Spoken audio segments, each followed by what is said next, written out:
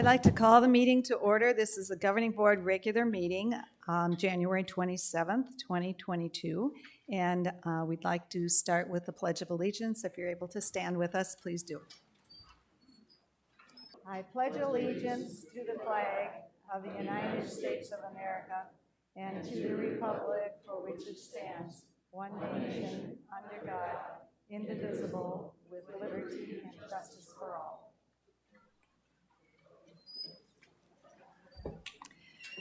Okay, we do have a quorum. All of our governing board directors are in attendance today. The first item of business is the approval of the minutes of December 10th, which was our last regular meeting. So were there any changes, corrections on that particular set of minutes? Okay, hearing none, then we will approve them as posted and written.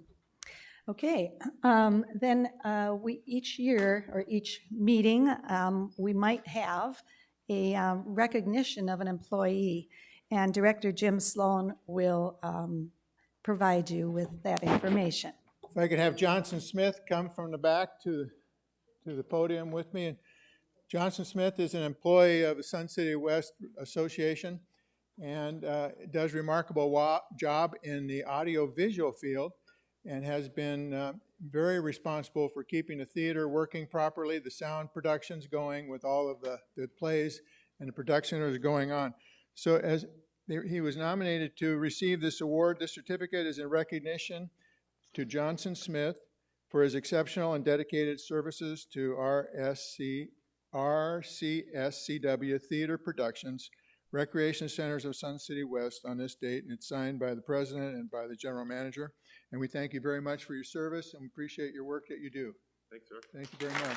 My pleasure. Good job. Oh, Martin wants a picture.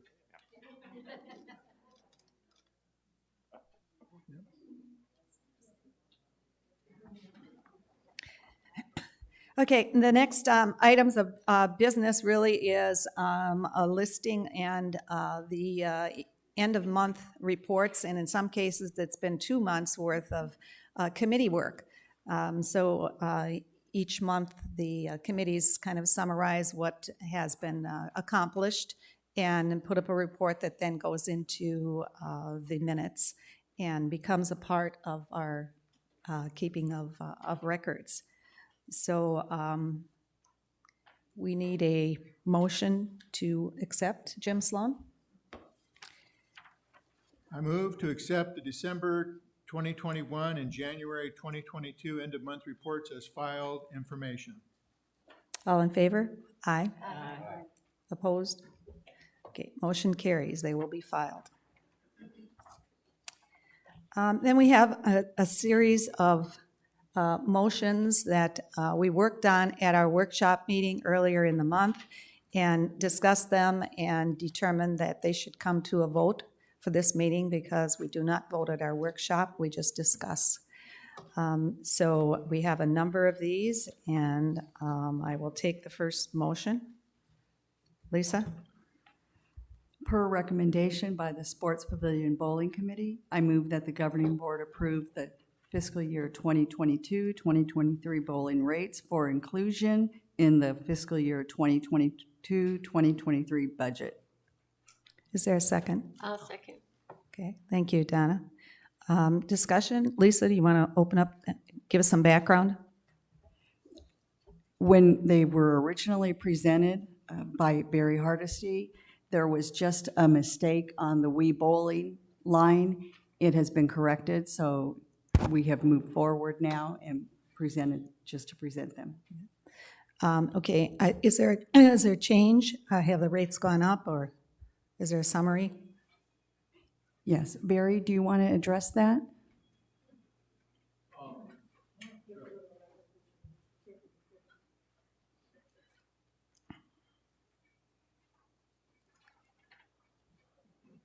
As you can see on the chart, most of the pricing did go up, and I think it stayed the same. Was Wii Bowling rate stayed the same, and the rental shoes They actually went up 14%, and the annual locker fees stayed the same. Other than that, you can see the percentage change in the one column. It's anywhere from 4% to, I think 20% is the highest that we went up. So we're looking, if you look under the 3-game league play, that increase will generate about $50,000 additional revenue. So we did go up. Okay, thank you, Barry. Any questions from the audience? Yeah, please come to the microphone. You have to identify yourself with your name, and it's down here. Okay. Your name and your rec card number, please. And then when you're done talking, you can sign the paper that's there. The microphone right here. Must be your first time. My first time. I'm Wendy McCormick, and my rec card number 131273. I'm just wondering, so they have locker fees for residents and non-residents. Do they have enough lockers for all the residents that want a locker? Barry, that's a Yes. question for you. Yes, what we do when we have a waiting list, we take the residents first, and then everything that hasn't been rented goes to non-residents. Good to know. Thank you. You're welcome. Because I resent the fact that if I live in the community, that somebody that lives outside the community can come and use our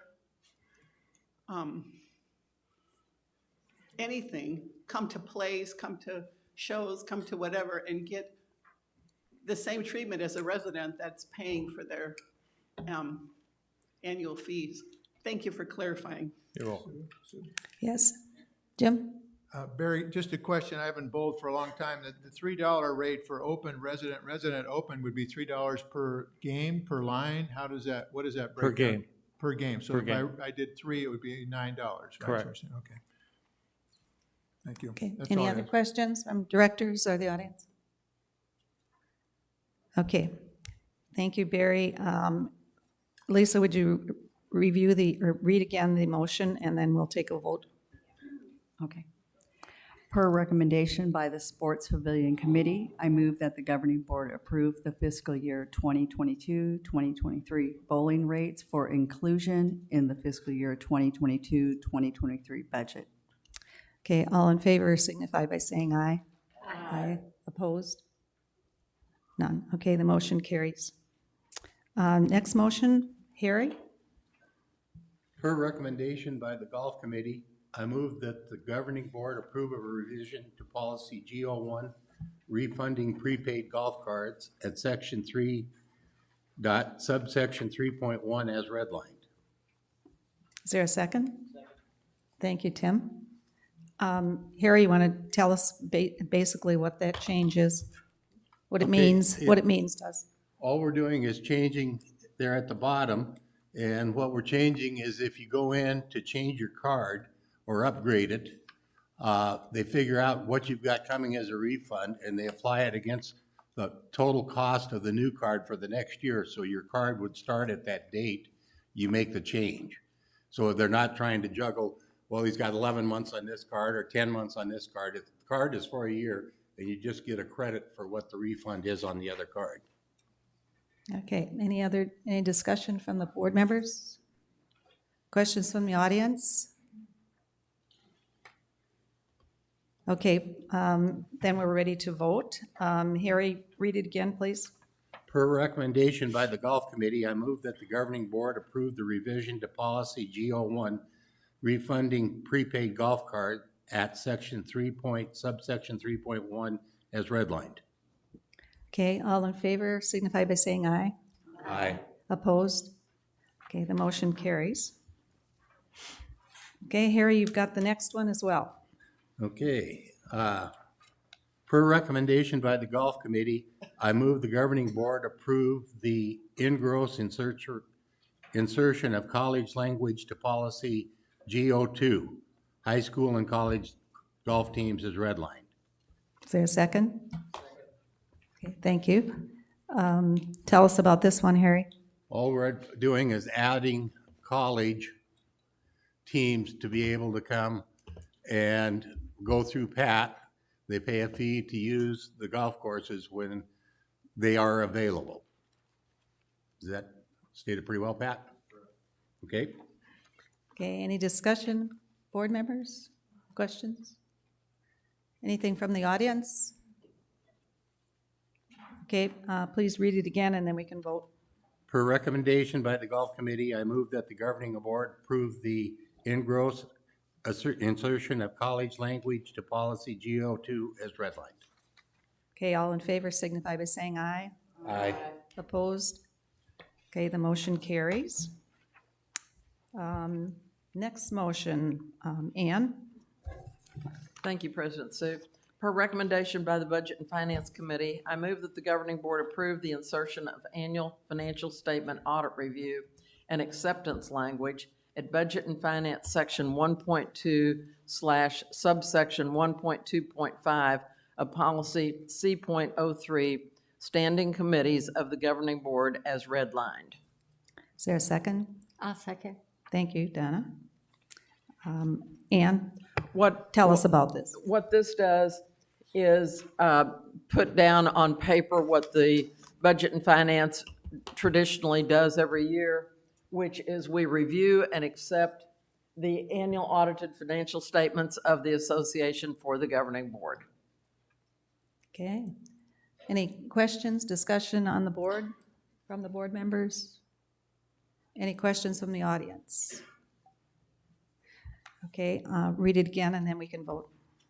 Thank you. Per recommendation by the Budget and Finance Committee, I move that the governing board approve the insertion of annual financial statement audit review and acceptance language at Budget and Finance Section 1.2/subsection 1.2.5 of Policy C.03, Standing Committees of the Governing Board as redlined. All those in favor of the motion signify by saying aye. Aye. Opposed? Okay, the motion carries. On to the next one, Donna.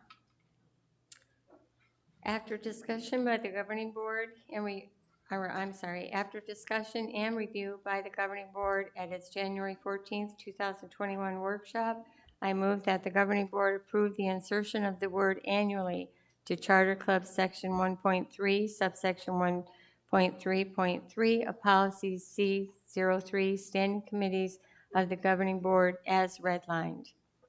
Is there a second? I second. Thank you.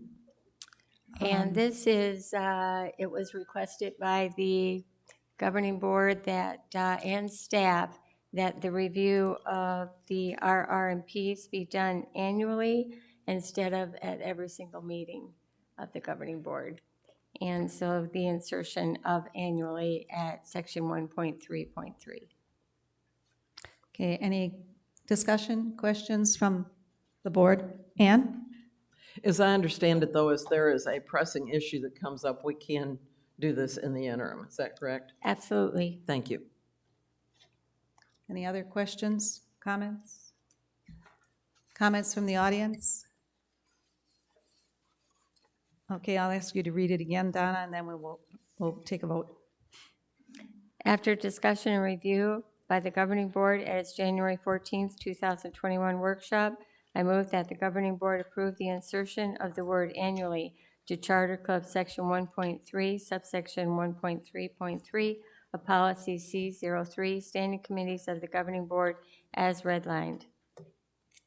All those in favor of the motion signify by saying aye. Aye. Opposed? Okay, the motion carries. The next one is back to Ann, right? Thank you.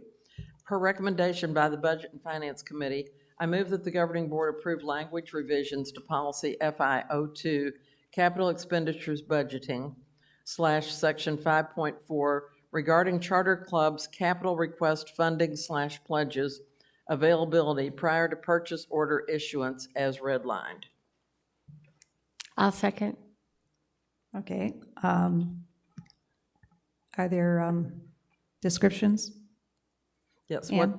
what this does is says that if a chartered club has a capital request and they have funds that they are pledging to pay for it, that the the funding will be made to the association prior to the issuance of a purchase order for that project.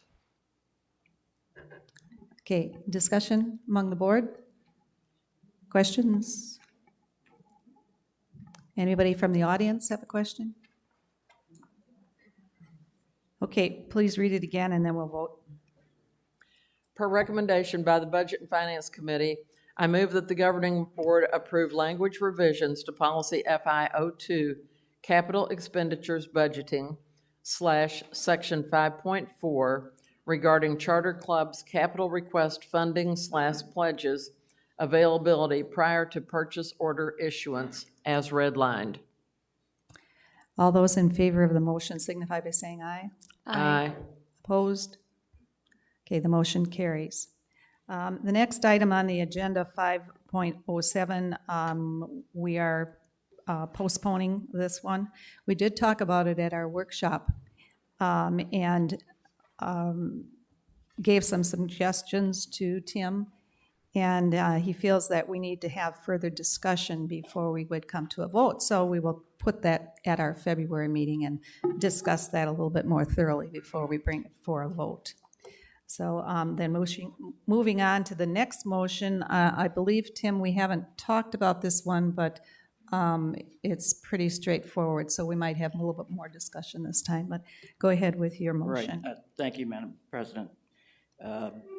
After discussion and review by the governing board at its January 14th, 2021, should be 22, workshop, I move that the governing board publish for 30 days a proposed amendment to eliminate language at bylaw Article 8.04, Special Provisions, Section 8.4.4, clarifying that chartered clubs, RRNPs, will be available only online at sunsetwestclubs.com as redlined. Is there a second? Okay, thank you, Jim. Talk about this for us, Tim. Yeah, there's been several of these issues that we found lately as we slowly crawl out of the analog world into the digital world, to where paper copies are really no longer the main mode of dealing with data.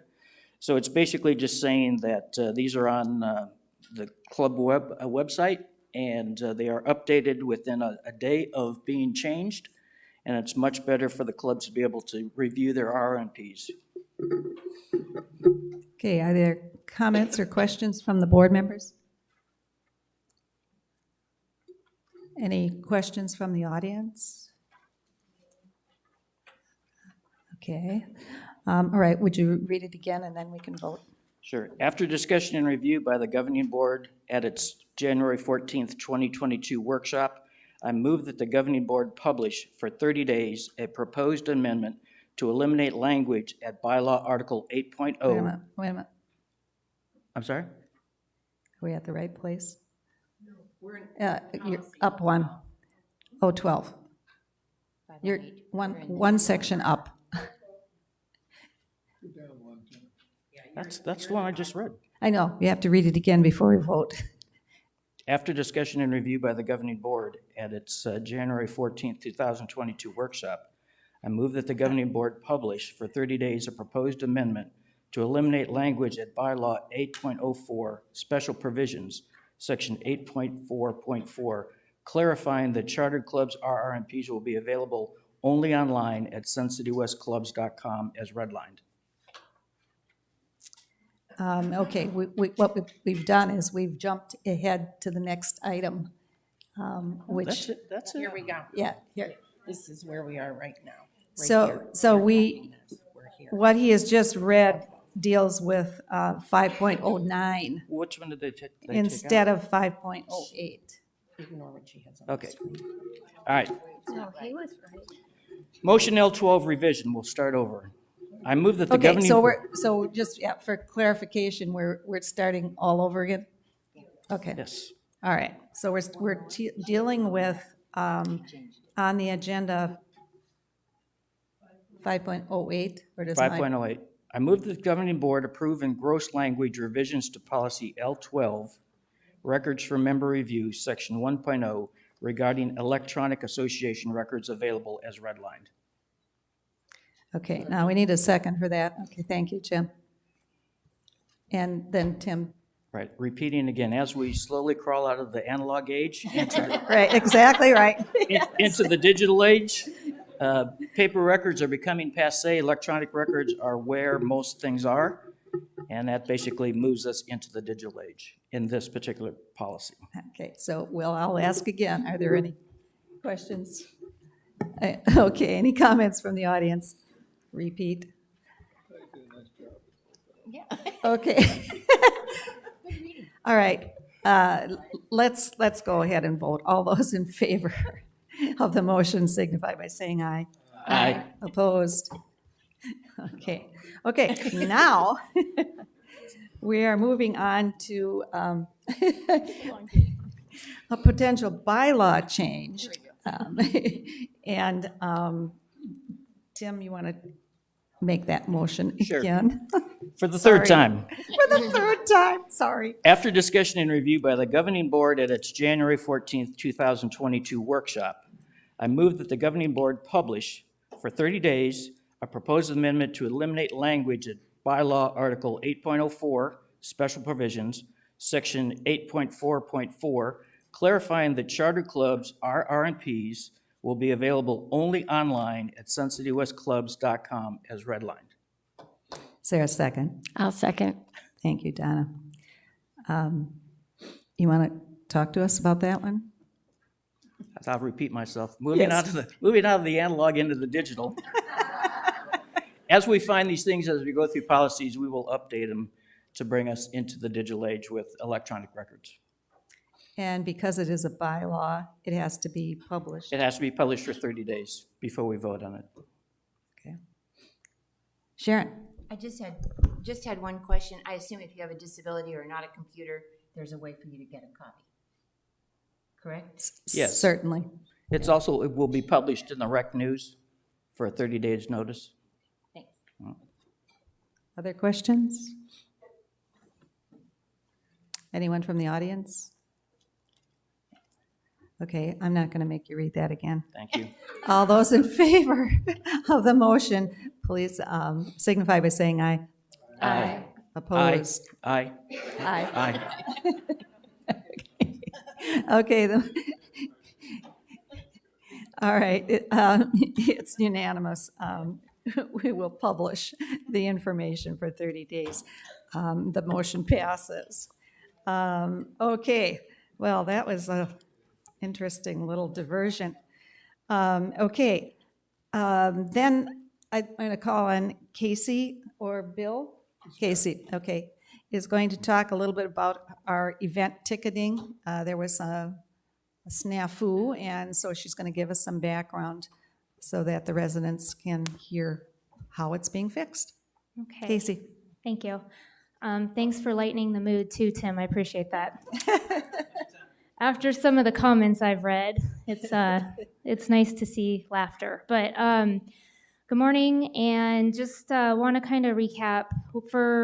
I've been here for almost 7 years in the event world, and we have always had arts people. After doing some research, I found that we had a pretty lengthy contract with arts people.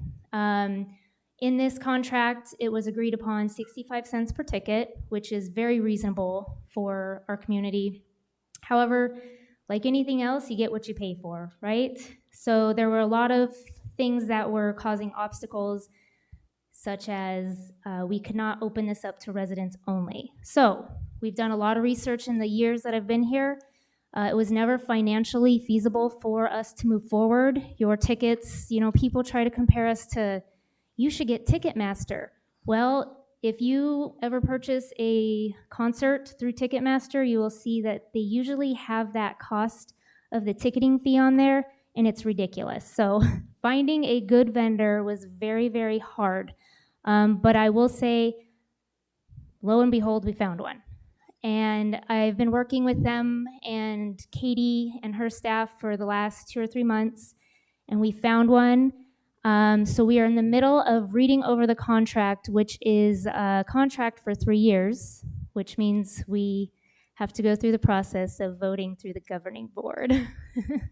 So we are well on our way, and I hope this will help. I do want to just kind of give everybody a heads up, if anybody's out there that was here on that ticketing sales day, it was chaotic. It was just like the day we live in, we were a little short-handed on staff, okay?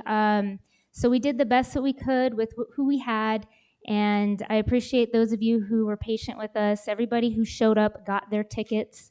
We did sell out, and I put an article out, if you read the e-news yesterday, and it was also put out on social media. So the amount of tickets that were sold to the outside was 2.59%. That's 56 people. So just to kind of give you a number, out of 2,200 people, that's the number that was given. So that's good, because we do not promote outside our walls. However, I can tell you that I have seen a few people come in and pick up our rec news, and so that's how outsiders get a hold of our information, or if they know to go to suncitywest.com.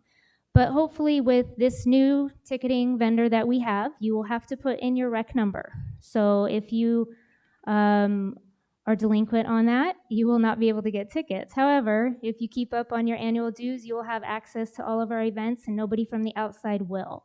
So I hope that helps, and we are definitely moving forward, and I will make sure that you all have the contract to see as well. Thank you very much, Casey. Are there questions, board members? Ann? Yes, Casey, how many tickets can each person purchase? So depending upon the event, and this is how we coordinate it for now.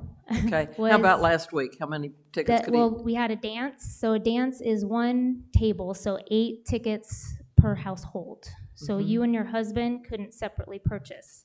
Now, if you own 2 homes, then you could, technically. But there's only one person that we found does that. But for our concerts in the park and our theater style, be it Top Hat, there is no limit. So those 56 people could have each purchased 10 or 12 tickets each? Yes, we did run a report, and it was, the most was 4. But they could have They could have.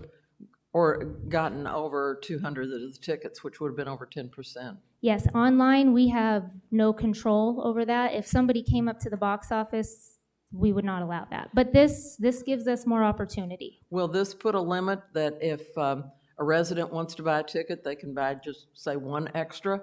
Because if somebody buys a table for something, I mean, I could buy one and my husband could buy one. That'd be 2 of us, but we could each have 7 outsiders if we wanted. Is that correct? Yep. That's a loophole, Ann.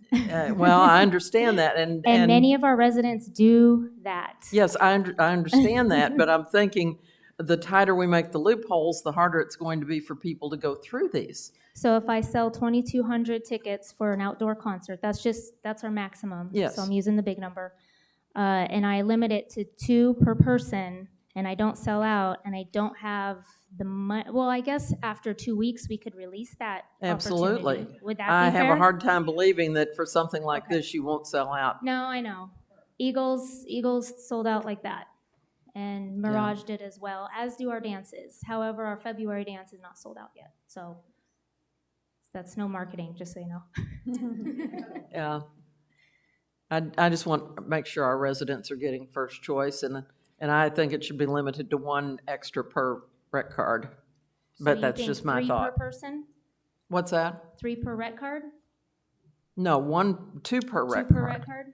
That would be my choice until they're all sold out. I think that's just fair. That way, if, I could bring a guest, my husband would bring a guest, but that'd be the max we could do. And I will say I agree with you. I agree, community comes first, I'm all about it, and I do want to make sure it is to our residents, but we have had many, many, many people come to us saying, oh, we moved here because of your events.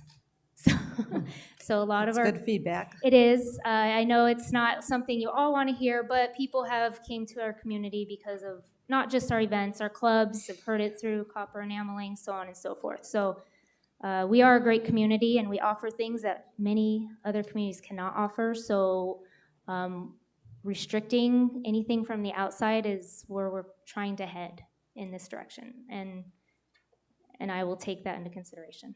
Thank you very much. Other questions, comments from the board? From the audience? Okay, this is nothing that we're voting on, but just informational. Thank you very much, Casey. Okay, now we're going to go to old business. This is an item that we postponed at our last special meeting that we had a couple of weeks ago. And the reason that we postponed it, we wanted to get a response back from certain questions that the governing board had from our attorney, and before they made any decisions. Okay, so we have received the information from the tax attorney, and there were basically 4 questions. The first one, here's the response. Yes, C7 social clubs can pay independent contractors. Number 2, yes, the IRS does allow C7 social clubs to pay members for their services, limited to a reasonable amount, and then they define reasonable. Also, the tax attorney did not foresee the IRS asserting that the rec center would be liable with respect to independent contractors since they're technically hired by the clubs. And the last one, the list of examples that were given in the RRPs, dance band instructors, et cetera, all of those that were listed under the term administrative, which is a very confusing thing, but all of those that were listed provided information that it was acceptable as a tax-exempt organization because there is no inherent or excess benefit derived by the members by carrying out those tasks. So the questions that were asked have been responded to, and the directors received those this week. So then to go ahead with this, we need a motion and a second, and then we'll open discussion to talk about the issue before we vote. So Donna, do you have a motion? Yes, I move that the governing board approve insertion of an independent contractor definition and in-gross revisions to the contract segment of the charter clubs RRMPs as redlined. Second. Okay, thank you, Ann. Okay, Donna, walk us through it, give us the background. All righty. First thing that was recommended was to add a definition for independent contractor. And the verbiage is a person paid for providing a specific service within an identified time period can realize either a profit or loss from service, has an investment in equipment or facilities, works for more than one entity, and offers services to the general public.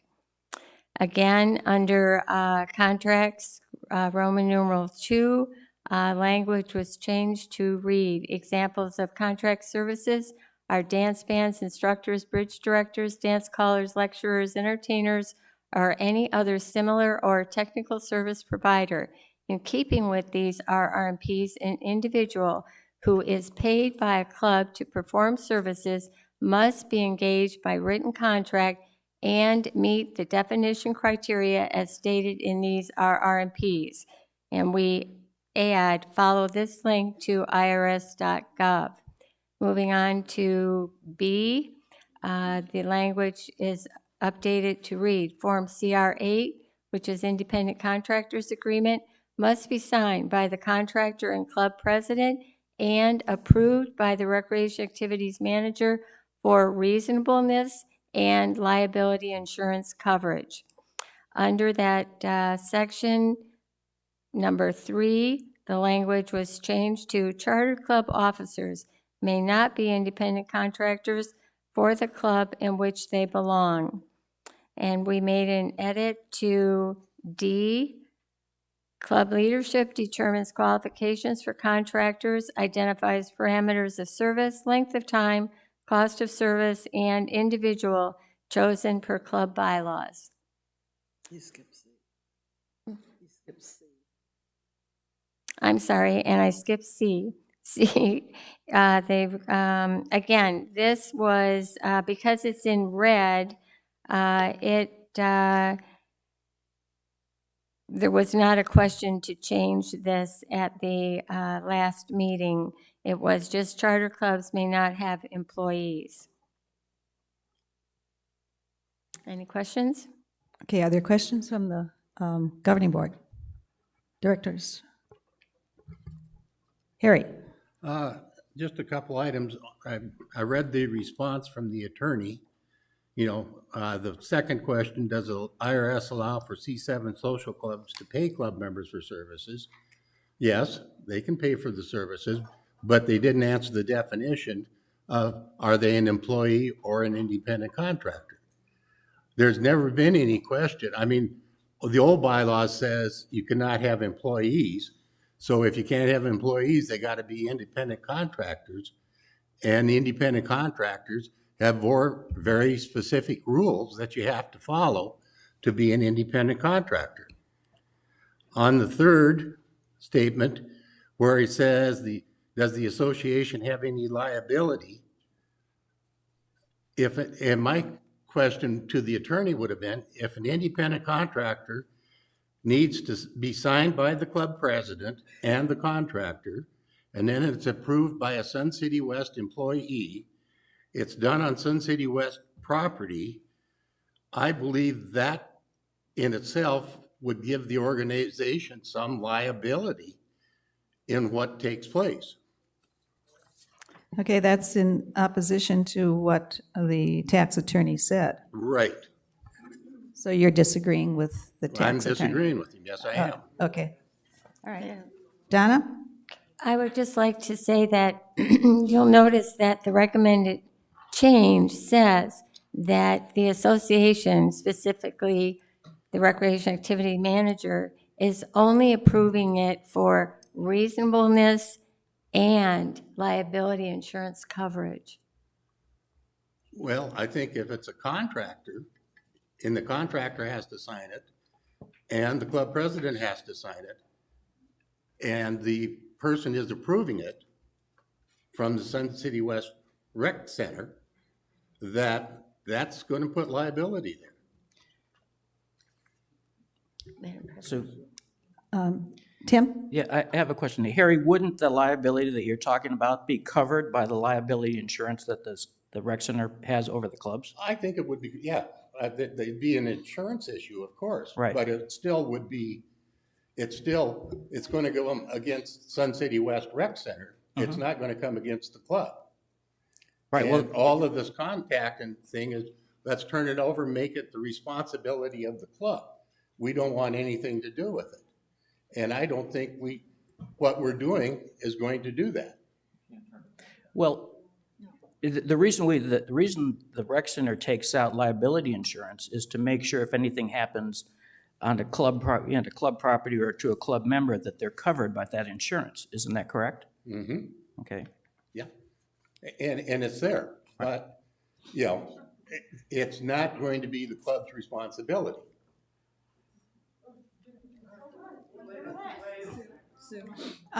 Okay. Lisa?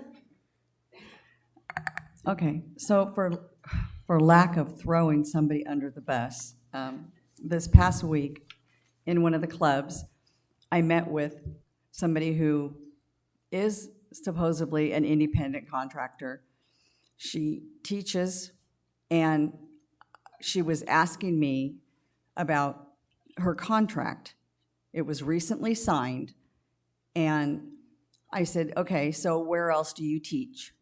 She said, I don't teach anywhere else. I teach here in Sun City West. Okay, right there, that's the biggest red flag for an independent contractor. She doesn't teach anywhere else. Okay, we could probably, you might say, okay, that might be a little in the gray area. But I said, another issue is when you look at the checklist from the IRS is, does the club tell you they supply a binder to you and tell you what to teach? Yes, I follow their binder, it's the intro class, fine. That's another item on the checklist. They're instructing her how to teach the class. And I said, okay, now do you have to certify them on any of the equipment? Yes, I have to certify them on the kilns. And I said, you are not an independent contractor. She said, yes, I am, because the rec center signed my contract. So right there, she is not an independent contractor, but she thinks she is because the rec center signed her contract. And so this is the gray area that we're in, because she's stepping up to help the club. We get that. We want to help. So we're trying to figure out how we fix this problem. And we understand everybody wants to get paid, but we also have other clubs now who their clubs function solely on volunteers. And they just get credits towards monitoring. And so this is the problem. This is why it was said that bring these few clubs, 3, 4, 5, 6 clubs under the umbrella, the C4 umbrella, and these clubs can go on and function as they have been all these years and continue doing what they've been doing. Lynn, I'm talking. Okay? The directors still have the floor. So in order to help these clubs continue doing what they've been doing, functioning how they've been functioning all these years, that's what needs to happen. And this is what we can do. Okay, are there other directors that have comments? That haven't spoken? Ann? Oh, I didn't Yeah, realize that was in your... respect to Harry and his comments, I'm not sure there's a way that we can ever make the rec centers not a part of any liability. I'm just not sure we can ever totally sever that. I understand the desire to maybe do that, but I just don't think that is a possibility, because they are charter clubs of the rec center, no matter what their tax status is. Thank you. Okay, anybody else want to weigh in? Anybody else before going back to Harry again? I'd still like to know, to Lisa's Sharon? question, I'm sorry, Madam Go ahead. President. I'd still like to know, to Lisa's question and Harry's question previously and mine before, why can't they just be under the 501c4? That does not make them a 501c4. It has nothing to do with that, but they could just be under it, just like golf, just like bowling, and I believe that that's a possibility. Okay, And as they I- can manage to do their jobs in their clubs just like they've done. Nothing has to change. Okay, so that's a separate issue from what we're dealing with right now. That would always be, potentially be another issue that we could address, as I understand it. Harry? Okay, I submitted a request to you about a month ago about could the C4 have subsidiaries under it. I have heard no response from the attorneys on that. And I did some research, and you can have a subsidiary under a nonprofit organization. I found that. Now, what all the rules are, I don't know. And then I was told that somebody looked back at attorney letters, and in June, a statement was made by the attorney that yes, the C4 could have subsidiaries. And I'd like a response to that. Okay, that's not really the topic that we're talking about right now. But Cliff will respond. Thank you. Hi, Cliff Swan, Accounting Manager. Harry, we did reach out to our attorney, and he updated, it wasn't on your summary of items, but he did re-clarify that the existing moratorium on the umbrella 501c4 is still in place. So the moratorium is still in place. He gave some other language regarding that, and we can provide that to you, but rest assured, that moratorium is still in place per our attorney. That's the moratorium for new C4. These are subsidiaries under the existing C4. Yeah, the moratorium was for the, basically the conglomeration of the C4. So what you're talking about is the moratorium still exists for that. And we can provide you the information, his exact wording on that, but apparently it's still in place. Okay, Harry? Yeah. Address the chair, please. Okay. So we do have that, we can provide it. We didn't put it in the summary. It was a separate question, so to a separate attorney, so that's the reason why we didn't have it in there. It just got overlooked. And that can be addressed later and you know, potentially a possibility if that moratorium gets lifted. Yes, yes, they said Okay. that And it just, might it's still in fit. place. Yeah, it might fit for some of our clubs. I believe some of the clubs that it was suggested to chose to disband their club rather than do that with some of our dance clubs, correct, Casey? Yeah, okay, that was participation, not necessarily other information. Okay, Lisa? Okay, go ahead. So Cliff, the question I have is, these answers from the attorney that we keep asking to see, we don't actually get to see the answers from the attorney. What, like, for instance, what we got was a synopsis from you Yes. saying what the attorney said. We would like to see what the attorney actually said, because, for example, in this one answer you gave us, it starts out in quotations, ... Yes. which tells me that there's something before that. Yes. And we don't know what that statement was before. So without us actually seeing what the attorney's answer was, it's very hard for us to sit up here and make these determinations. And where I was going earlier with the statement I was making was, I try to support Casey and protect Casey. She is signing these contracts, and solely the liability thus falls on her when she's signing these contracts. And I So- try to protect her when these people come to me, and it's really hard. Yeah. No, I appreciate that. Those contracts are signed, those contractor agreements are signed by the club and the contractor. They're not signed by the association. The association is reviewing that contract that has already been signed and executed. We're reviewing it to make sure that if there's a certificate of insurance that needs to be provided, that it's attached. We're also reviewing it to make sure that if it's a member of the club, that it meets those reasonableness standards that the IRS talks about in terms of, does this make sense? Because we don't want someone profiteering for the sole purpose of that to be paid. So that's all we're reviewing it for. We're not reviewing it to determine if they are indeed an independent contractor. We're not doing that. That's between the club and the contractor. So the CRA, all it is it's an independent contractor agreement that has been signed by the club and the independent contractor.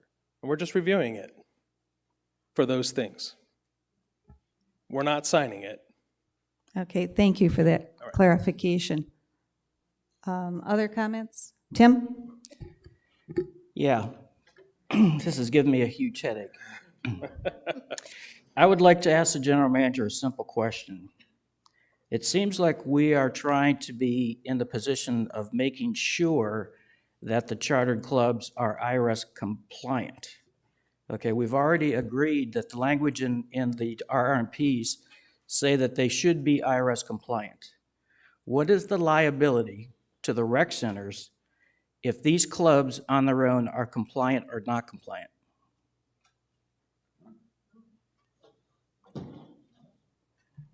At this point, chartered clubs operating as 501c7 social clubs are their own entities. Correct. The liability rides with them. If they contract with an independent, that arrangement is amongst them. Cliff is correct, and when Casey receives these CR8 forms, again, it's a reasonableness test, and to make sure that the Ts are crossed and the Is are dotted when it comes to liability insurance. We, as the association, enter into independent contracts all the time. We book bands, we book activities, we do a lot of things. So that process is amongst us, be it the association and the contractor. We make sure they got insurance, the proper insurance amounts, and all that type of thing. And it's a reasonableness test we perform to make sure, you know, we're not spending thousands of dollars we don't need to. Right. That's our approval. When independent clubs do that, they do that as independents. We just simply ask that we see this form, that we just give it a brief review. We don't do any audits or anything along those lines to the independent clubs. We check for reasonableness, and we check to make sure they've got liability, proper liability coverage. Right. End of line. And the attorney basically says, at that point in time, we are not liable. Okay. I'm going back to the very beginning of this discussion when I made the point that charter clubs, as you say, are separate legal entities from the Rec Centers of Sun City West, Inc. Okay? The reason for the RRNPs is because we trade their compliance with the RRNPs for preferential treatment for rooms and facilities that the clubs use. That's really the only connection that we have with the clubs.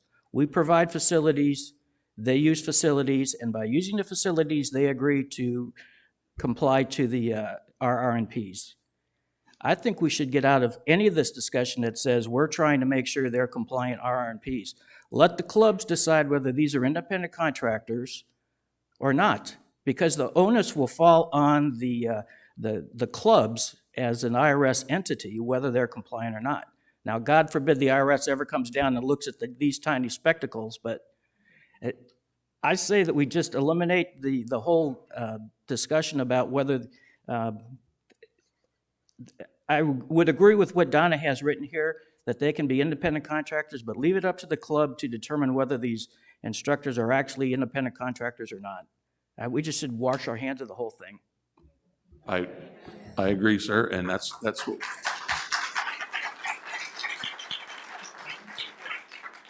That was the intention, and that was the intent of where we're going. Pull this back a year ago, this whole issue evolved around revenues. And we were liable because of the fact that we were assisting with the promotion of sales through the village store, and monies going back into social clubs as 501c7s, which the IRS has rules and regulations for in the form of how much revenue they can bring in that is not generated from membership fees and dues. And so learning that had to change from a legal perspective. And we did that. And I think we've taken every step imaginable to kind of continue to allow craftspeople to enjoy themselves. They have an opportunity to do whatever they like to do with the products that they do create in a lot of these craft clubs. But it's just not being fostered by the recreation centers, again, generating millions of dollars in non-taxable income and also revenues going into social clubs that the IRS would deem inappropriate. So that was all cleaned up. And now we're sitting, talking about independent contracting. And again, the RRMPs are a set of rules and regulations that the association employs onto these social clubs to act and do what under the fairness and equitableness and legal liability things that we would like people to perform under our roofs. But they are independent organizations. They can hire anyone they want to teach yoga or to teach someone how to make a cutting board or use a skill saw. It's just, that's up to the clubs. If they can get volunteers to do that, great. But in this day and age, it's not easy to find volunteers to do everything. I'm a sports official. 30 years ago, they didn't get paid. It was a volunteer thing until people started getting beat up in the parking lots, getting their tires slashed in parking lots for Little League games, right? So you become an independent contractor, and they pay officials now. This is the same thing we're doing here. And it's really up, whether it's a high school, whether it's a college, or whether it's a social club. They don't employ, that's a bad word, I'm not going to say that, but they contract with people to assist them. That's all they're doing. We just want to make sure from the insurance side, we, the association, and you, the owner members, are covered. Thank you. Okay, we can take some time for one more, Roberta, and then we'll go to the audience. Well, I think one of the confusions is under section B, it says, and club president and approved by the RAM. If they're only reviewing it, then say reviewed. Because by saying approved, you give the connotation that they're sanctioning it. Good point. What do the rest of you think of that? I like that. Seem to like it? Okay.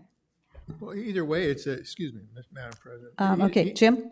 It appears to me that either way that you phrase that, it still has to go to a rec center for either review or something. What happens if she doesn't review it? Or what happens if rec center says it's not reasonable? I mean, it still has oversight on the club. That's what that was saying to me. Yes, that there is oversight.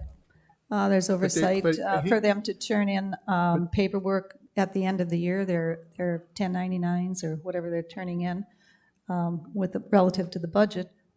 Yeah. Oversight, they're not checking to make sure that it's done properly, but it is that they're doing it.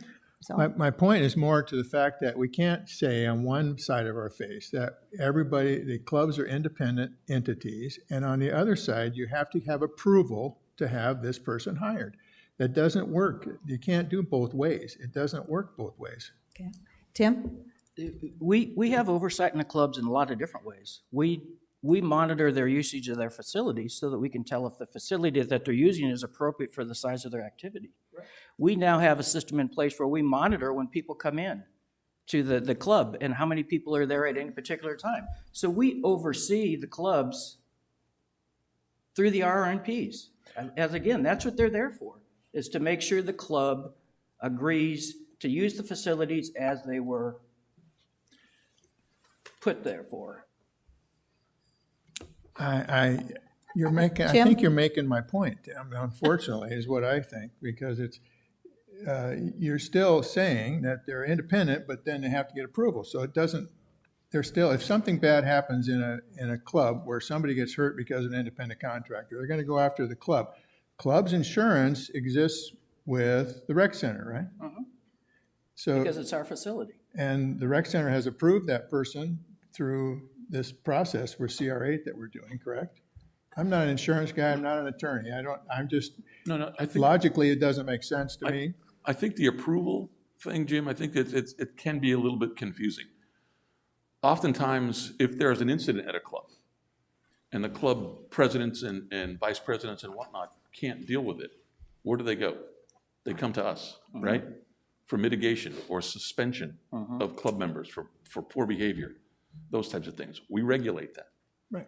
When we use the word independent is associated with their tax status. I understand. Their club status.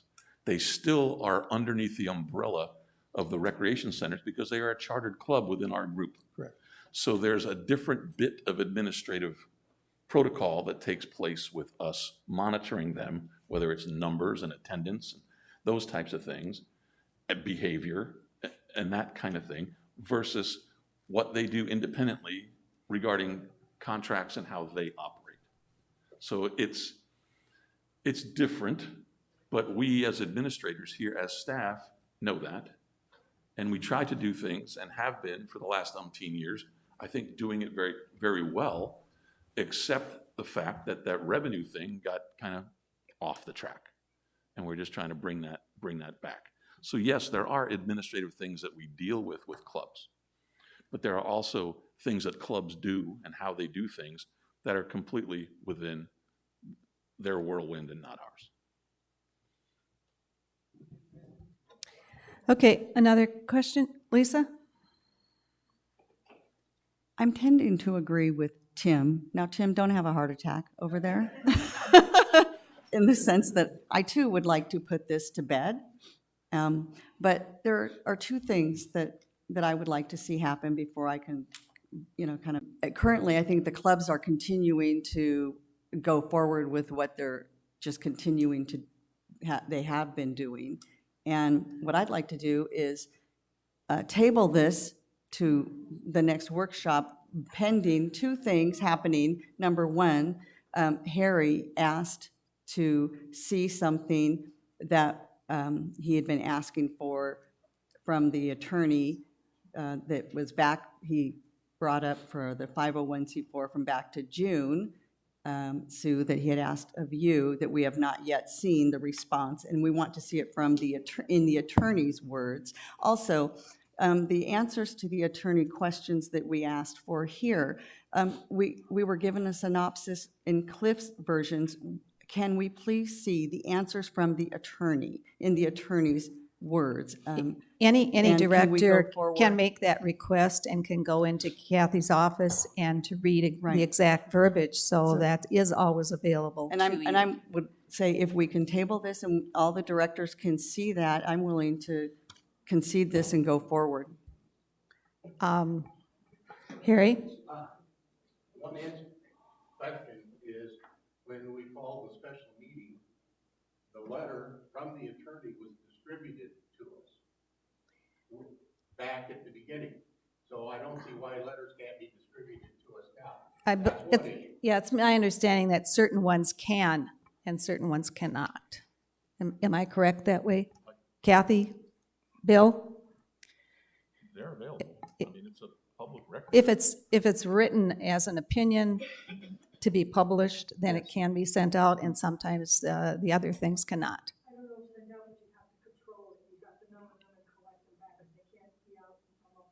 Okay, so it can't be as a general procedure. Madam President. Tim? Oops, wait, he's not done. Okay, sorry.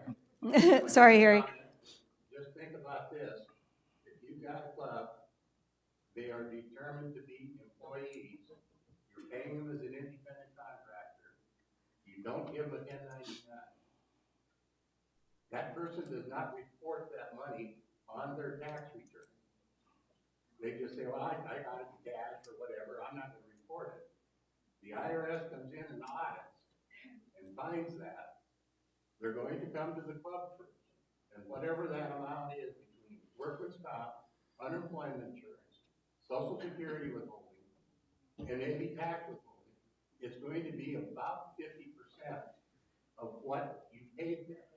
They're going to look for the club to pay it. If the club decides not to pay it, I would believe that the IRS is gonna come back and look at Sun City West. Okay, that's, I was an IRS agent, quiet. so I understand. Okay, that's your opinion. Tim? Madam President, I'd like to make a suggestion. We have a training meeting on Monday that's supposed to go all day. Would it be possible for us to go into executive session during that meeting and have a conversation with the lawyer and just get this all out together? This is getting ridiculous. We have to announce, and we have to announce that special closed meeting, 2 days? And we don't have enough time to be able to do that. We can't, we've already published that agenda, and that's not on the agenda to talk. Oh, okay, you count the weekend? I'm not in favor of doing that personally. I think we've gotten the feedback from the attorney, and I think we've gotten the guidance that we need to do in order to make a good decision. Not in favor of postponing this at all. That's my opinion and my take on what's going on here. And I guess we could continue to ask for another attorney's opinion and another tax person's opinion until you get the answer that you want. And I'm not in favor of doing that either. I think that the 04 conversation, I think, can go on. That's a different topic, and that can continue to be looked at. outside of what we're doing right here. I would like to let us move ahead and make a decision so that the clubs know how they're supposed to respond and how they're supposed to act. And I guess, one other option would be to let them, continue as they have been doing for the rest of the season. And then whatever our change is, if there is a change, implement that down the road.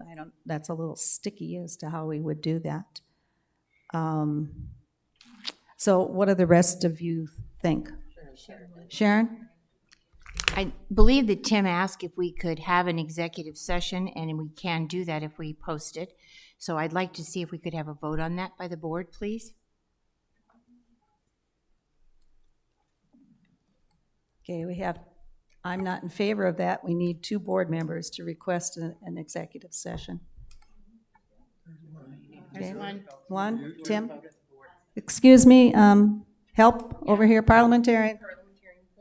You need a motion, and it needs to be voted on with a majority vote.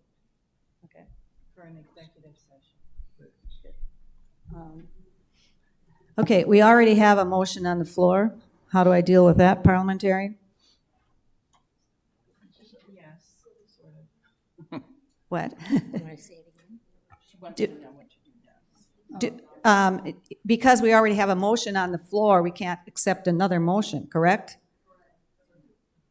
Would, Is to go into executive. Yeah, no, the motion on the floor is to vote on the RRPs. Oh. So can we open a motion within the motion, or do we have to close that motion first?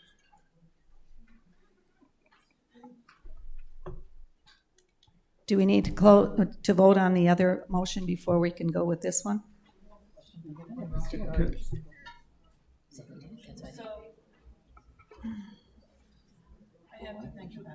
Yeah. Can we have a brief recess, please? Yeah, how about a recess so we can figure this out?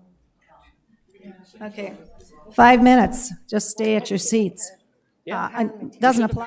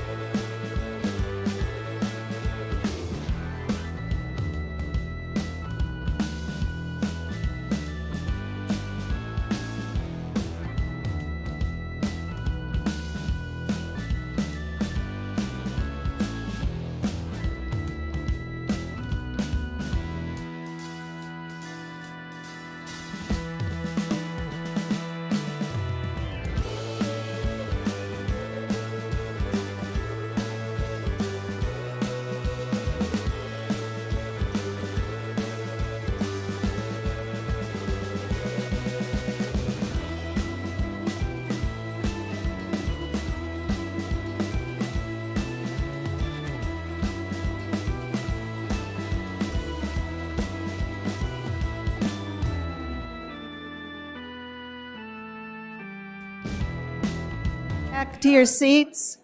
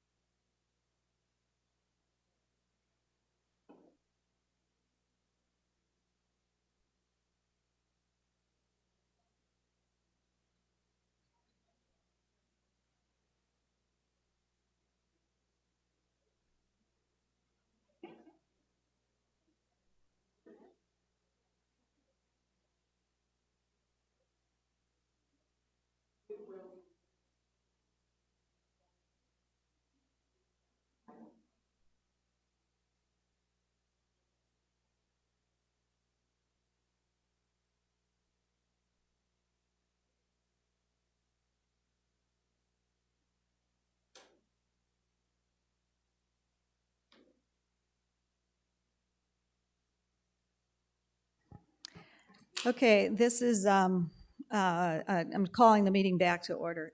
This is a tough call here. And we have some parliamentary procedure that we're not real certain about. It's my preference to first listen to the comments, but if there is a motion, as I understand it, to call this in and create an executive session, then we first probably have to vote on that. And there is no motion at this point. So, you know, we could vote on the motion that is currently on the floor. Excuse me, Madam And President? then we would be able to move ahead to what our next step is and what our plan is. Beyond that, which may be the special session where we want to discuss this further. So it should work either way. Sharon? Yes, I'm making a motion that we put this into executive session. She just said I could. Roberta, did you want to talk? We have a motion on the table first. Correct. Takes precedent over Sharon. Yes, it does. How can you have a motion on top of a motion? That was my question. And because the motion refers to the same thing, evidently we can do so.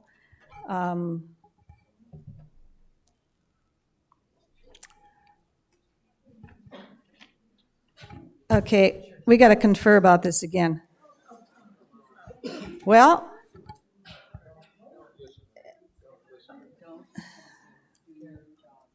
okay, well, it's my opinion that I would prefer to listen to what the audience is saying and then vote on the first motion and then take it from there. So I'm getting different advice. Can't do it? No, because the motion, it's my understanding that the motion on the floor. You want to put your mic on? I don't think we're hearing, or just put it up close to you.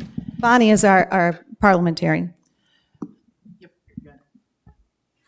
I believe the motion that Sharon made was to go into executive session and to take the main motion into executive session.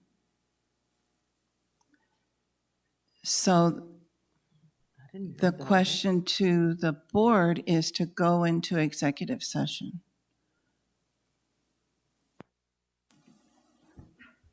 So we would deal with her motion first. Yes. Okay, all right. So first of all, you want to restate your motion exactly the way you want it, Sharon? I move that, Okay, thank you, Madam President. I move that we move into executive session. Excuse me, executive session, the 6.01. okay, is there a second? I second. Okay, a second. Okay, let's take a roll call vote as to how many of us want to do that. Roberta? Do you, excuse me, you want to have discussion first? Motion and discussion follows. Okay. So we need discussion first, don't we? Okay, Before go we ahead. vote on it, please? Yes, I'm not sorry. quite sure why would we go into executive session at this point versus what Tim suggested on Monday. That's what that was what I was thought. Clarified, the timing, please. Yes. I'm sorry, and with it on the 131, is that the date that we're going? Right. There's time, it takes time to get an attorney on the phone. We're not going to do it Right. just on the call right now. Right. So it is one on our Monday meeting. Which further complicated what we're just doing, the parliamentary. So glad I'm not president, Madam President. Thanks a lot. Okay, other discussion about this? I'm concerned that, yes, how do we know the attorney's going to be available? And we have a full agenda on Monday, and, throwing this in is just going to, float that whole plan away. Tim? Madam President, it's my recommendation that we vote no on the motion made by Sharon, and that we let the vote, we listen to the folks here, because everybody's so attuned to what's going to happen, and we go ahead and take the vote, okay? If the vote passes, we're all done. If the vote fails, then I will make a motion to have an executive session on Monday to take care of the questions that Lisa and Harry have. Okay, so that would allow us to hear from the audience. Right. Okay, other comments? What are you thinking, the rest of you? Lisa? Is that 3 motions now on the table? No, he's discussing his, I'm sorry, Sue, I was just being funny. I know. I'm still singing happy birthday. Thanks a lot. You're not making it easy for me up here. Donna? I agree with Tim. I think that it's important that we hear from the audience, and if that's what we need to do to hear from the audience, then let's proceed. So I think what Tim was suggesting is that we have this motion that we voted down so that we are able to hear the audience. Anybody else want to weigh in on this? I'll withdraw the motion on the basis that Tim is, what Tim recommended we do. Okay, is that okay with you, Lisa, who seconded it? Sure. Okay. Wait a minute, I got an exception. Tim, you're still singing. Okay. So let's hear a little bit from the audience. We did receive numerous emails to the point where there were so many that I was not able to respond to any of them as they flooded my inbox. And I did ask that at this session that we will at least listen to the presidents of each of these clubs or their representative, and in the sense of time, and then if there are other comments other people want to make, we can do that too. But Patty Hoffert, you've got the art club. I think you were the first one to contact me, so you want to talk first? Am I on? Patty Hoffert, 113149. I'm the current president of the Art Club, and I want to start by saying I represent the voice of 81 members that signed on to this letter that I'm about to read. And I want to also say that you are speaking to technicalities where I am going to speak to the heart of what's in a club. The Art Club has deep concerns about the possible regulation change prohibiting payment to club members who teach art classes. Becoming an artist is an ongoing study, whether you're new to art or an accomplished artist. It's developmental and not a learned one-time in a one-time training class. The main reason people join the club is to learn and improve their art. Why do we pay our member instructors? Quality instructors deserve to be recognized for their years of study and willingness to share their knowledge with others. They should be compensated for the time commitment inside and outside the club. They often spend 3 to 4 hours preparing for a class, not including the time to set up, teach, and then clean up after the class. Contracting with members allows us to offer many types of art. Our members are excited about all the opportunities to try new mediums, and we offer year-round classes. Members recognize the value of quality instruction. The popularity of our classes shows that we're giving our members what they want. Volunteer teachers aren't as likely to give consistent and reliable instruction. Few experienced instructors are willing to devote their time, talent, and often their supplies on a regular basis for no compensation. Instead, they would likely teach in nearby communities. We're fortunate our member instructors are willing to teach for the low fees they received. Often our fees are half of those in comparable communities. The pay is not enough to be considered a conflict of interest. The quality and variety of the clubs is a major factor in Sun City West's continued desirability to new residents. We want our club to continue to meet those standards. Hiring outside instructors would be much more costly and would preclude most members from taking classes. We currently have a dynamic club, which would be much less so if we didn't have experienced and compensated teachers. We strongly urge you to continue to allow our very qualified teaching members to be compensated for their exceptional contributions to the SunWest Art Club. Thank you. Okay, thank you, Patty. Okay, Clay Club, Lynn? First off, I'd like to offer my apology to Lisa for talking over her, kind of let my emotions get away from me there. My club would mimic just what you heard from the folks there. So the one thing I'd like to talk about is thank you for getting the decision from the attorney. I do appreciate that. And yes, we're allowed to make money. The other item is where you've got the independent contractor note. I would hope that you would put in a couple words like could work for one entity or may serve the general public. What I'd like to say to Harry is if you read back through your list of 20 items, it does say that this is a guideline to use to look to see if somebody is an employee or not. And it is very loosely written, and if you look at it in their verbiage, yes, to all 4 questions, you're probably dealing with a contractor. There's a lot of wiggle room there. And my thought is because there's a lot of different kind of contractors. For one, a realtor. My husband's a realtor, 1099 every year. He goes to his office, he pays money to be part of that office. He's not allowed to be a realtor with any other company. He can only be with one, and he's a contractor. So I think you need to pay attention, especially if you go into this executive session, that this is a guideline. Take a look at the guidelines, the words. And it's a guideline to decide whether you have an employee. We have no employees. We don't write their curriculum. The teachers write their own curriculum, and they do the work. And I do have notes from people. I can read them off. I've got a whole 27 seconds, right?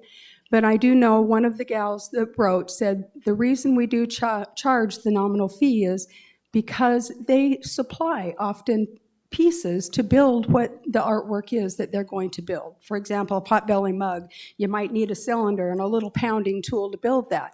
That costs the teacher money. So she charges a very small fee and gets her money back for that equipment. Thank you for your time. Okay. Stained Glass, is Peggy here to speak or somebody from Stained Glass? Okay. How about Patty Burleson, Copper and Anomaly? You want to talk?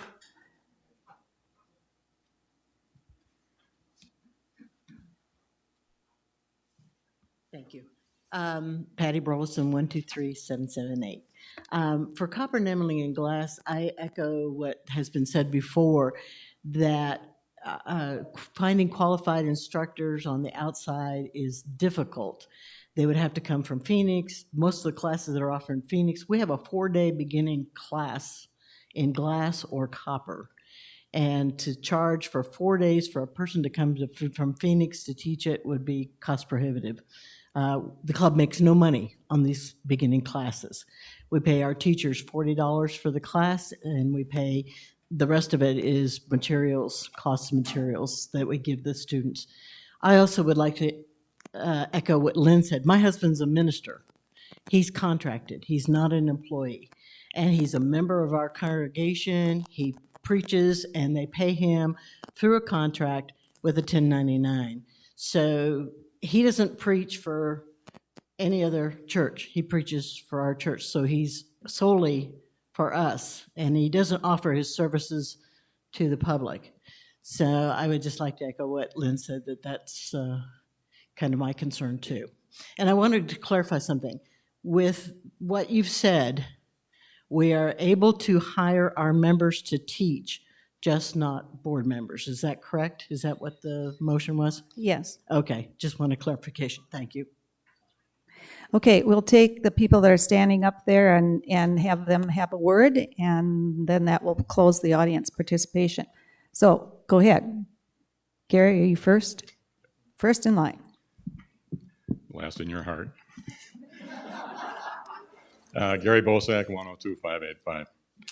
A lot of stuff to listen to. I agree with you, Tim. Headache. I'd like to take you back to what I think was the motion. And I'm not sure that if you had not had approved in there, but had, I was going to use verified, but I think reviewed is even better because that doesn't connect any activity to the board or the recreation centers. That would be fine. I would find that to be acceptable, and hopefully you would too. The one thing that I would caution you on, you don't, and you also should include wording that reflects this, you don't want to lose the resource of Katie, who happens to be in the job. The clubs have a difficult time finding people to be officers, and when they get in that job, they need a lot of help and a lot of support. She lends that, and her people lend that every single day. So for someone to come in and have a question about whether or not someone's a contractor, that's where they go. And she's not offering a legal opinion, she's offering an opinion. But the clubs need all the support they can get from the staff, which today is at a great level. You don't want to lose that. So if you take approved out and put reviewed in, but also let the clubs know that they can go to her as a resource for help in solving the questions that they might have, I think I would find that motion exactly appropriate the way it is written. Did you sign the paper? Okay, next. Great. Thank you. Hello, my name is Susan Decker. I'm a member of the Art Club. My rec number is 129226. I was asked to read a letter on behalf of one of our instructors, Diane Locati. I'm really nervous, excuse me. And I'm just going to read an excerpt of that and then also some excerpts from my letter because I think they address both the value in having paid instructors, but also what those instructors mean to our club. So from Diane, what she said is, for me, being an artist is my passion. One of the best things I can offer to Sun City West is my ability to give quality art workshops to willing students at the art club. I'm happy to give and share my knowledge with people wanting to start a new adventure in the art world. And please remember that we want and need our Sun City West Art Club to continue offering quality art instruction. The only way to keep value and quality in education is to pay for it. And my own points were that our art club teachers are also volunteers in that they stay after class to chat with the students. They keep in touch with us in person through Facebook, email, text. They constantly are helping us, giving us information well above the time that they spend on their classes. They become our friends as well as our instructors, and that goes way above being paid. These instructors are also the same club members who volunteer for board positions and volunteer on all of our committees. They are vital members who support our club and volunteer their time and expertise to make it successful. They nurture our artistic needs and are the cornerstone of the club, and they have proven they are not in it simply for the money. What value is gained from paying our rec center fees only to have to leave our compound to find adequate teaching from strangers at an increased cost from what we're paying now. And that is the value that I find in our paid instructors. And thank you for your time. Thank you. Next.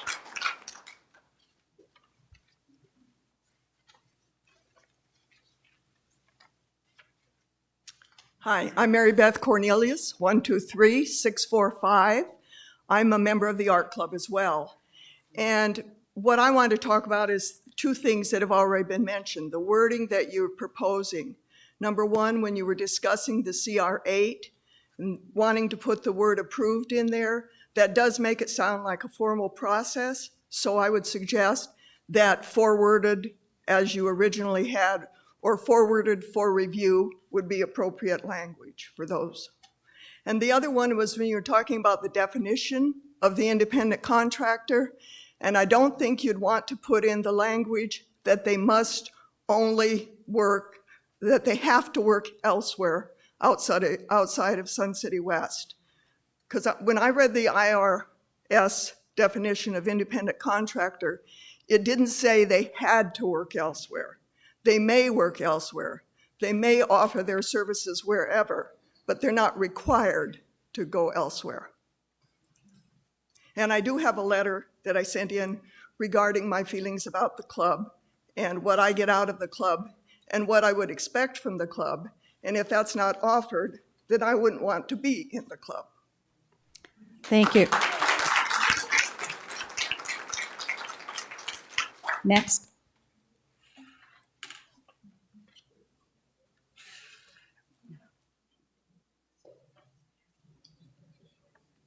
Please go ahead and speak.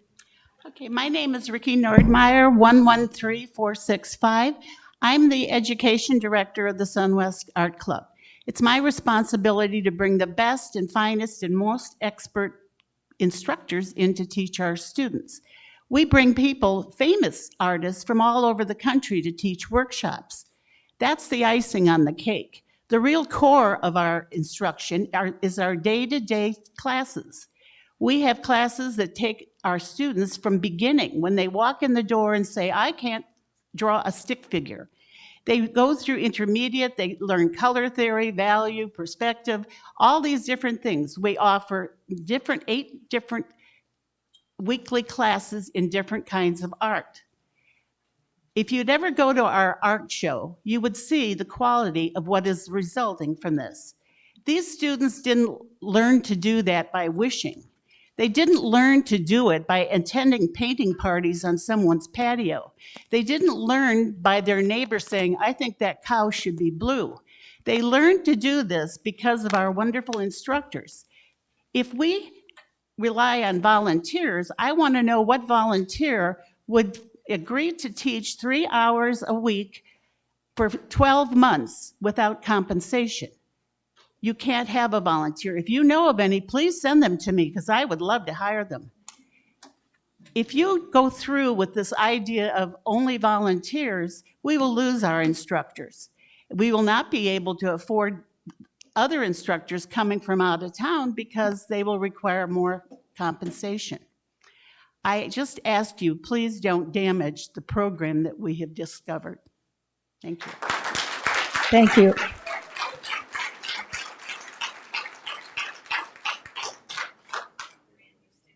And our last comment, go ahead. I'm Sue Anderson. I'm also a member of the Art Club, rec card number 133496. And I just have a couple of comments to make, and I'm just going to show you a little example.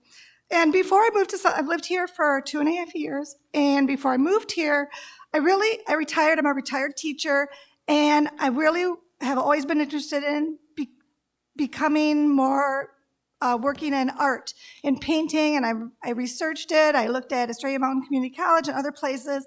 I can't take a community college class in painting unless I take prerequisite classes, which I can't really afford. It's very expensive. And so I just decided when I retire, I'm going to move to Sun City West. I know they have a lot of clubs, and I can join the art club and learn to paint. So here was me at the beginning. Okay, this is what I was producing at the beginning of painting. And then this was, I have a date on the back of this, 11/16/2019. And then these are things that I've produced in the last month. This is a landscape I did and a painting I did of my dog. And if I couldn't take these classes, I would still be doing this. And I've taken online classes that I've paid much more for than what I'm paying at the art club. And I just want you to see there is total value in this. And the other thing I want you to consider is I understand that you don't want board members to be paid to be on the board, and I understand that. But some of our board members are also very good instructors, and I wish you could change the wording in that they cannot be paid to be on the club board and not paid for anything, because I feel like it's going to be hard. It's going to hurt the club that some of those people who do a lot of work would be on the club, but we need them as instructors. Thank you. Okay, we have a motion on the floor. Donna, you want to take over?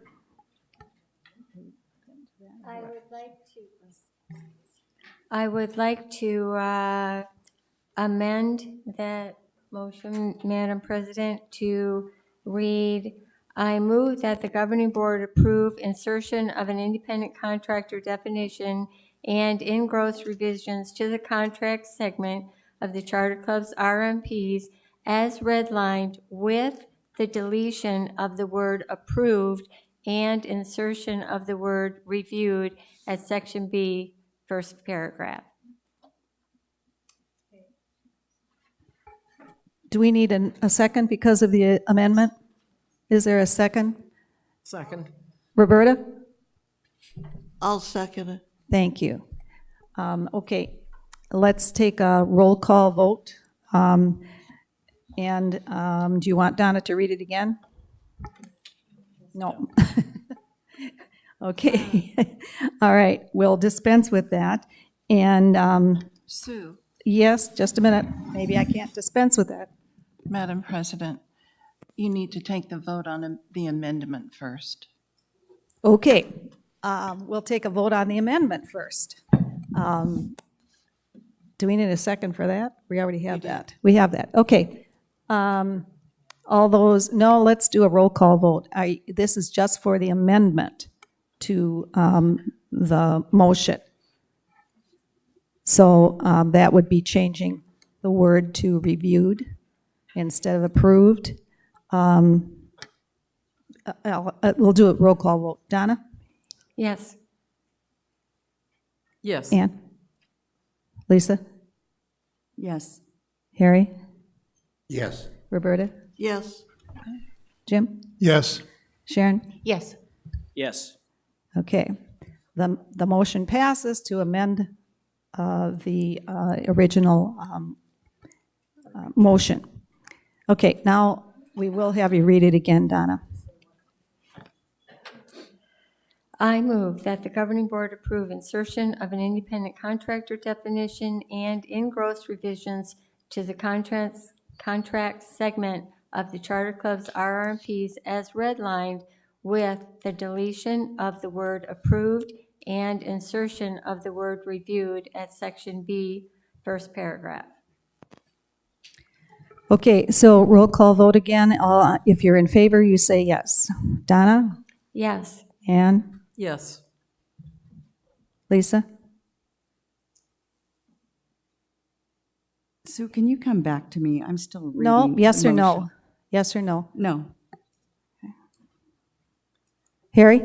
No. Roberta? No. Jim? No. Sharon? No. Tim? Yes. Okay, the motion does not pass.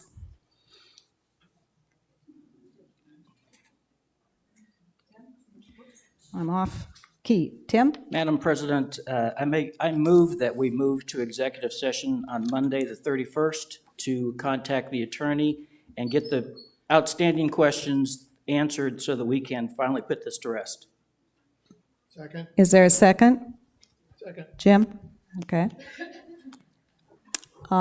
Discussion? Okay, all those in favor, I think I'm going to do a roll call vote again here. Donna? Yes. Yes. Yes. Yes. Yes. Yes. Yes. Yes. Okay, it's unanimous. We will contact the attorney and determine whether or not he's available on the 31st and insert it into our agenda. Okay. Okay, moving on, we have an update on our board goals that we set. We set these goals in, I think it was September, that we when we had our goals meeting. I think it was mid-September. So this is just a quick report back on the progress that we've made. And the first one is tax issues update. And I think it says 70% behind here. But who's speaking to that one? Donna? Yes. Just Thank a you, Mayor. sentence or two about how we've accomplished things. Yes. At 70%, the following tax status issues with 501c7 clubs are resolved. The village store with sales, commercial mass production, club member and non-member revenue, club advertising and sponsorships, and club financial pledges. The RRMPs have been updated. Affected clubs are incorporating necessary changes and will work on updating club bylaws. Obviously, independent contractor is still pending, and 4 clubs have applied for a tax status change. Those are Palo Verde Patchers, which is currently with IRS, Weston Airs Chorus, Theater West, Desert Garden Club. No other unresolved tax issues at this time. Thank you. Okay. Master plan. Sharon, are you doing this one? Or? Yes. Okay. Jim and I are co-chairing this committee. We're about 50%, and a mediator will be coming in to facilitate our group discussions that are around 120 to 140. Is that correct, Bill? People signed up for and asked to be in those first groups. We'll shortly be getting back the information, both the research, the survey, and the group discussions. As you all have heard, we are going to have a training day on March 31st. Part of that, I'm sorry, February 21st. I'm going back to March. I'm getting out of here. We're going to session, and in that training session, there'll be a master plan discussion. The board will be putting together additional information for public input and will include group discussions with moderators that will continue. Tomorrow, the board will be receiving a one-page document that will have some of the specific groups that will be identified, and the needs of the board members also need to have input on this. So the paper that will be sent out will give you some of the groups that we've established from a master plan perspective, and have you look at those to see what else you might have in a discussion at the meeting. Keep in mind that the master plan is a fluid document. It isn't something that you have timelines on, and it can be changed. That's the whole purpose of looking ahead 10 to 15 years. If you go back 5 years or so, you can say, where was pickleball? Where was the iPhone? If you hadn't had some of these things come up, you wouldn't have to be changing what you're looking at for your community. These additional group discussions will be held sometime in March, and they will be based on the groups that we've put together as to what needs to be done. One example in regards to what these groups look like is you might have some groups that will be projects or events or an infrastructure group or a finance group. And as further, just to give you a further example, like if you had water as a group, we take all the work that Bill and his staff have done in regards to water, but there are also ways that we can include the committee in conservation processes. There's even grant money up to $10,000 to help that water group succeed in putting together something that would work in our community if we need to look forward about what we can and can't do regarding that specific subject. We have a wealth of talent in this community, and it's so important that we let our residents in on helping what those decisions are. So I look forward to any comments. You can contact either Jim or I if you have comments about the master plan. Thank you, Sharon. Communications? Ann? Thank you, Madam Chairman. Lisa and I came up with a few good ideas, and one of the first ones was to do things that might entice more people to run for our governing board.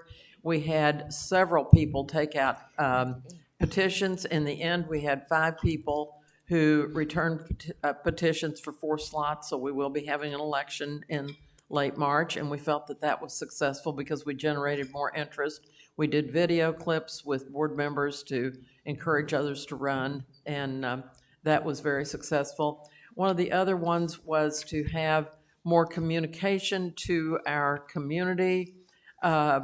Katie O'Grady has been instrumental in helping us with this, kind of having a have you heard type thing that goes out with the weekly e-newsletter. Example of that was this week explaining about the ticket sales.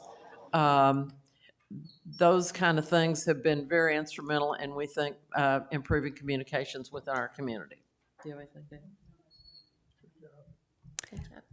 Tim, bylaws? Yeah, that 100% should really be reduced to about 95% because L3 is still up for discussion. We'll review that at our next workshop. Thank you very much. Okay, we're at the end of our agenda. Are there any board comments? Jim? Yeah, no, I was just going to suggest that you explain what an executive session is to the audience, because it may not be obvious to everybody what we're going to be doing. Well, it's an executive session is a closed session, and there are a number of reasons that you can have a closed session, and one of them, key things, is if you're conferring with the attorney. And so that would be the reason that we're doing that, as a clarification.